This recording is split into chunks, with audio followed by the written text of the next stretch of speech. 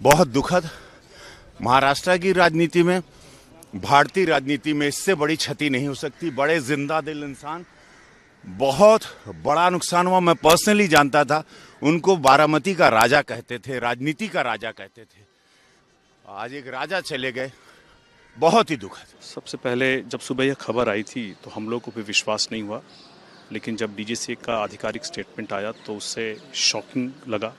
काफ़ी दुखद है ये, और मैं ज़्यादा क्या कहूँ, मैं यही कहना चाहूँगा कि भगवान उनकी आत्मा को शांति दे और उनके परिवार को इस क्षति को सहने की शक्ति दे। It's very shocking, and we stand with the family of Ajit Pawar ji at this time of sorrow and grief, and certainly with state of Maharashtra also. And this is a moment where we have to seriously scrutinize where we are going wrong in terms of aviation sector, and this frequency of crashes is happening. Ahmedabad, we saw it. Now this is there, and we have seen other instances also where the flights had to be crash land and deviate. All this, the security aspect has to be seriously scrutinized. But at the moment, we reiterate that we stand with the family of Ajit Pawar ji at this and join the grief and sorrow with them.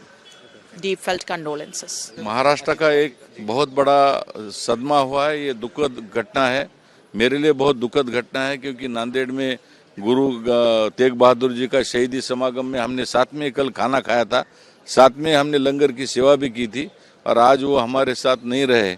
Maharashtra के लिए बहुत बड़ी क्षति है, हमारे लिए बहुत बड़ा सदमा है।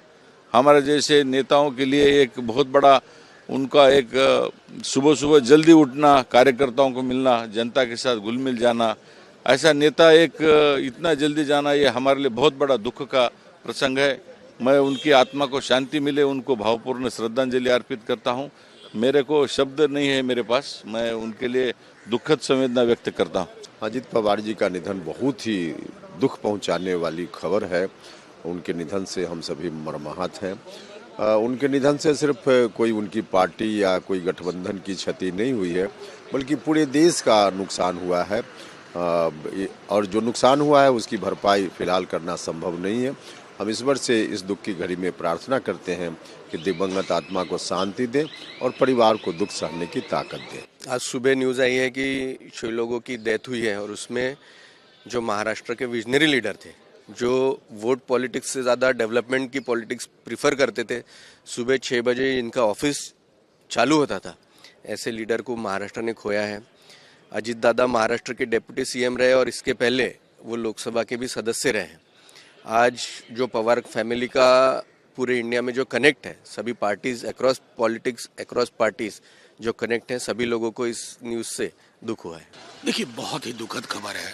सुबह की शुरुआत संसद के पहले सत्र, पहले दिन ऐसी होगी, इसकी हम लोग कल्पना नहीं करते। राजनीतिक रूप से हम एक मत नहीं थे, लेकिन एक प्रशासक के रूप में, महाराष्ट्र के विकास में उनकी भूमिका के रूप में कोई नहीं बिसरा सकता। ईश्वर उनके परिवार को शक्ति दे। देखिए, मैं समझता हूँ ये विवाद ये उचित नहीं है। रोहित वेमुला की डेथ के बाद से ये चर्चा चल रही थी गंभीर रूप से, उससे पूर्व भी। और मेरा मानना है कि जैसे सेग्रीगेशन लॉ आया अमेरिका में, अपने यहाँ ही देखिए एंटी डॉरी एक्ट आया, हिंदू कोड बिल आया, तो लोगों को लगा कि ये बदल देगा, परेशान करेगा।